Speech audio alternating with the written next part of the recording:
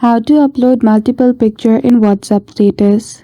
Hello everyone, welcome back to our channel and today we are back again with a new video. So without any delay, let's get into it. For that, firstly open WhatsApp application. Log in with your account details. After that, click on update at the bottom corner. Click on my status and tap and hold on any one of the photo or video and then click on afterward.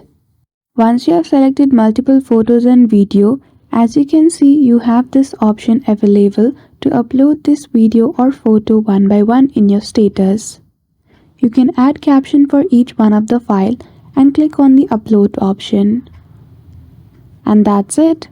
Just like that you will be able to upload multiple files in your WhatsApp status. So I hope you found this video helpful. If you did, don't forget to give it a thumbs up and subscribe to our channel for such tutorial. Thank you for watching till the end.